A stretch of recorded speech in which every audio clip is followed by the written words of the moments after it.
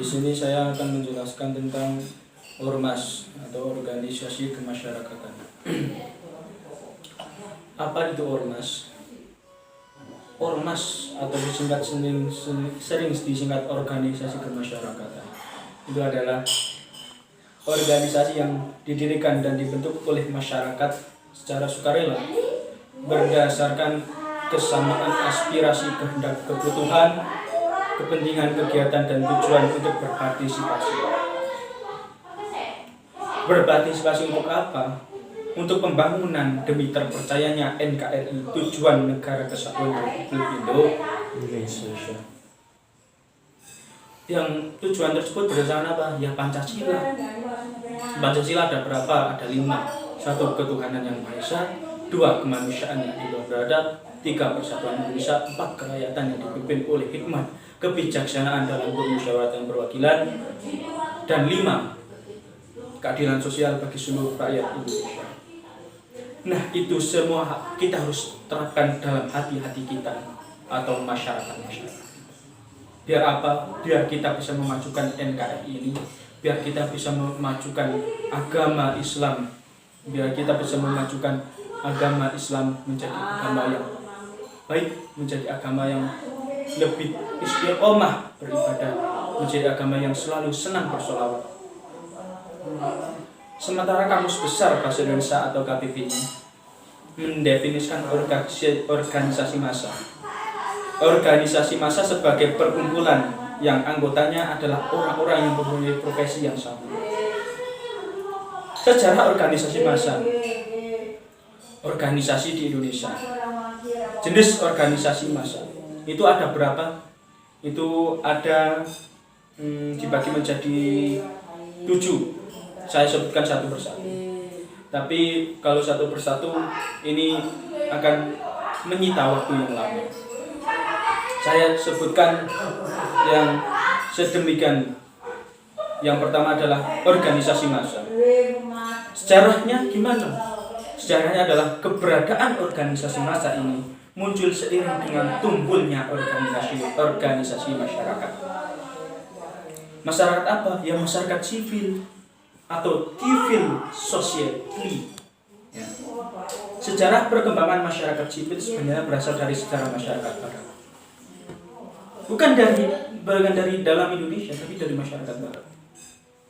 Sejarah perkembangan masyarakat sipil itu, akar perkembangannya dapat diruntut melalui Cicero atau 106 sampai 43 sebelum Masehi.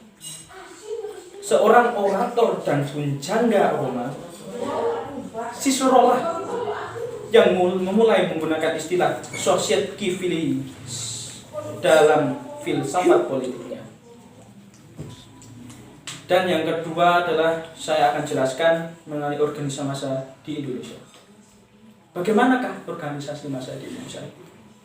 Ya, akar sejarah civil society atau masyarakat sipil di Indonesia itu bisa diruntut semenjak terjadinya perubahan sosial ekonomi pada masa kolonial, terutama ketika kapitalisme merkantilis mulai diperkenalkan oleh Belanda. Ia telah ikut mendorong terjadinya pembentukan sosial lewat proses industrialisasi, urbanisasi, dan pendidikan modern yang sudah terjadi saat ini. Hasilnya antara lain adalah, ya hasil dari semua itu adalah munculnya kesadaran baru di kalangan kaum elit pribumi yang kemudian mendorong terbentuknya organisasi sosial modern di awal abad ke-20. Ya, jadi masyarakat organisasi massa di Indonesia itu terjadi pada abad ke-20. Dan yang ketiga adalah jenis organisasi massa. Intinya saja ya, jenis organisasi massa adalah organisasi massa atau ormas. Di Indonesia itu terbagi dari beberapa bagian, yaitu ormas agama, ormas adat atau budaya, atau ormas nasional. Ya, lanjut. Yang keempat adalah asas, ciri-ciri, dan sifat ormas Indonesia. Asas ormas tidak bertentangan dengan Pancasila dan UUD 45. Meski ormas juga mencantumkan ciri tertentu yang mencerminkan kehendak dan cita-cita ormas yang tidak bertentangan dengan Pancasila dan UUD 45. Ya. Yang kelima adalah tujuan dan fungsi ormas Indonesia. Menurut UUD atau Undang-Undang Ormas bertujuan untuk meningkatkan partisipasi dan keberdayaan umat. Masyarakat itu umat. Kalau sebagai agama, ormas agama itu umat. Kalau sebagai masyarakat biasa itu masyarakat. Tapi masyarakat disebut tuh. Yang kedua, memberikan pelayanan kepada masyarakat. Yang ketiga, menjaga nilai agama dan kepercayaan terhadap Tuhan Yang Maha Esa.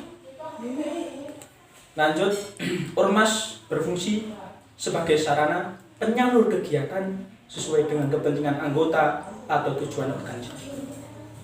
Yang keenam, referensinya di mana?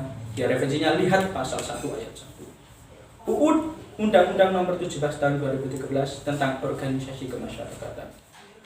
Lanjut, lihat juga Putra Ika artikel dari topik organisasi. Ya, sekian dari saya. Wassalamualaikum warahmatullahi wabarakatuh. Suatu saat nanti, pada akhir zaman nanti, umatku akan terpecah menjadi 73 golongan. Nah, sekarang sudah mungkin ada 25 golongan, ya kan? Terutama NU dan Muhammadiyah ini bisa berkontribusi di dalam negara Republik Indonesia. Nah, sebelumnya saya akan menjelaskan Ormas Nahdlatul Ulama. Akan menjelaskan ormas-ormas yang ada di Indonesia. Yang pertama ada yang namanya Nahdlatul Ulama. Di mana Nahdlatul Ulama ini bisa berperan pada saat zaman dahulu itu berperan ke dalam kemerdekaan Republik Indonesia, yang dimana didirikan oleh Hadratus Syekh sebagai Haji Hasyim Asy'ari yang mendirikan Nahdlatul Ulama tahun berapa? 1926. Nahdlatul Ulama ini didirikan untuk lebih dan Nahdlatul Ulama ini bagi Republik Indonesia bahkan di dunia ini sangat sekali berperan aktif dalam mempertahankan NKRI. Terus hubungannya apa dengan Muhammadiyah? Nah, saya ceritakan kisah saat dulu pendiri Nahdlatul Ulama dan pendiri Muhammadiyah ini berguru bareng dengan satu ulama bareng. Nah, Mbah Hasyim Asy'ari dengan Mbah Ahmad Dahlan atau pendiri Muhammadiyah ini dulu sudah merencanakan bahwasanya NU itu buat untuk NU itu untuk kontribusi di dalam NKRI ini. NU itu lebih condong atau menonjol ke dalam ilmu agama.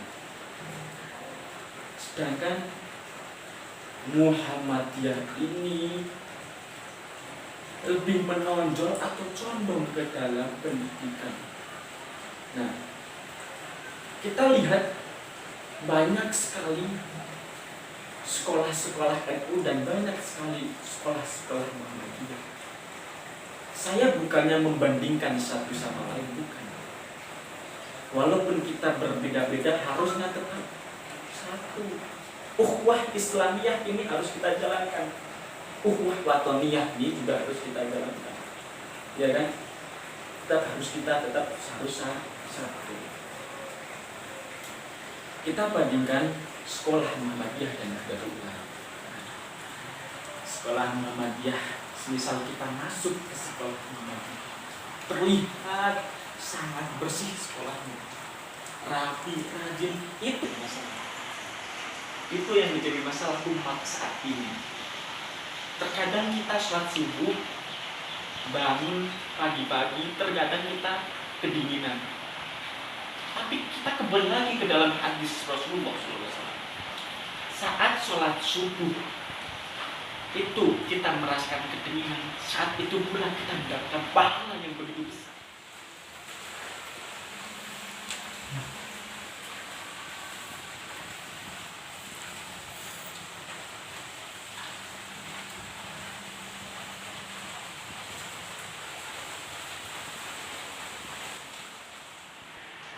Dan dosa-dosa yang kecil itu akan terhapus saat kita kedinginan ingin melaksanakan sholat subuh. Faedahnya sangat banyak sekali. Yang penting umat sekarang jangan pernah meninggalkan sholat subuh, ya. Yang penting seperti itu. Nah, itu penjelasan dari saya. Cukup sekian saja penjelasan dari saya. Ya, bila ada kekurangan, ada kata-kata yang kurang mengenakan di hati para rekan-rekan kita, di para mahasiswa, mohon maaf yang sebesar-besarnya.